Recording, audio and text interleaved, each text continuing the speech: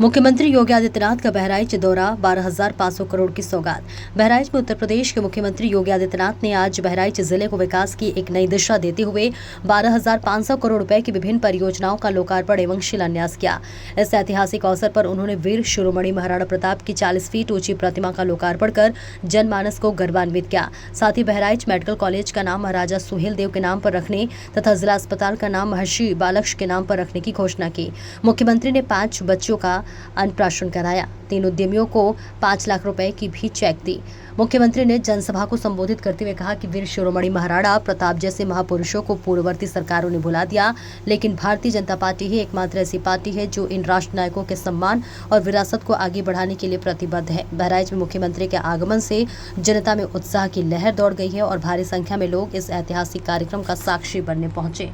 भारत माता की, भारत माता की, भारत माता की, वंदे वंदे वंदे। महाराज सुहेलदेव की, महाराज सुहेलदेव की, महाराज सुहेलदेव की, महर्षि बालार्क की, महर्षि बालार्क की। नमः पार्वती पतये हर हर। चक्रवर्ती सम्राट वीर शिरोमणि राष्ट्र रक्षक महाराजा सुहेलदेव के विजयोत्सव कार्यक्रम में आज मंच पर उपस्थित उत्तर प्रदेश सरकार में मंत्रिमंडल के मेरे सहयोगी, जनपद बहराइच के प्रभारी मंत्री श्री सूर्य प्रताप शाही जी, उत्तर प्रदेश सरकार में ही मंत्रिमंडल के मेरे सहयोगी, सुहेलदेव राजभर पार्टी के अध्यक्ष श्री ओम प्रकाश राजभर जी, इस पूरे कार्यक्रम के संयोजक जिनके नेतृत्व में यहां पर भव्य स्मारक बना है,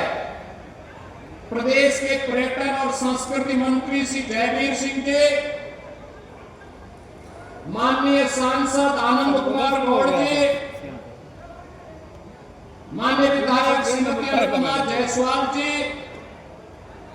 माननीय विधायक गण श्री सुरेश्वर सिंह जी, सुभाष त्रिपाठी जी, श्रीमती सरोज सोनकर जी, श्री राम निवास वर्मा जी, श्री दूधराम जी, श्री वेदीराम जी, श्रीमती मंजू सिंह जी, विधान परिषद सदस्य पदम सेन चौधरी जी, डॉक्टर प्रज्ञा त्रिपाठी जी, पूर्व मंत्री मुकुट बिहारी वर्मा जी, सुभाषपा के राष्ट्रीय प्रमुख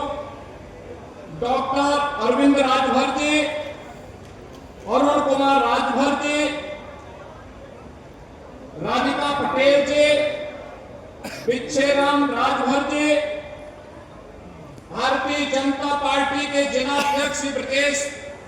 पांडे जी और उपाध्यक्ष महाराजा सुहेलदेव स्मृति न्यास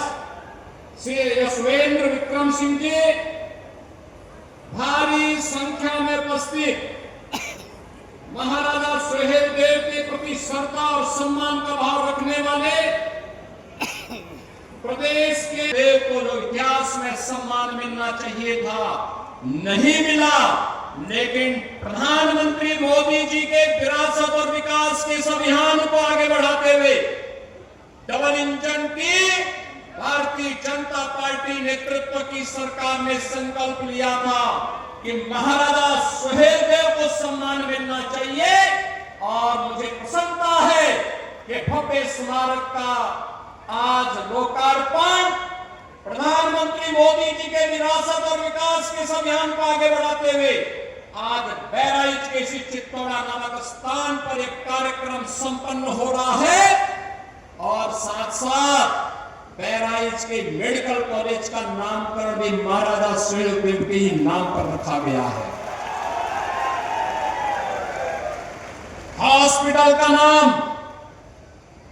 पालार कृषि के नाम पर रखा गया है, जो महाराज सुहेलदेव के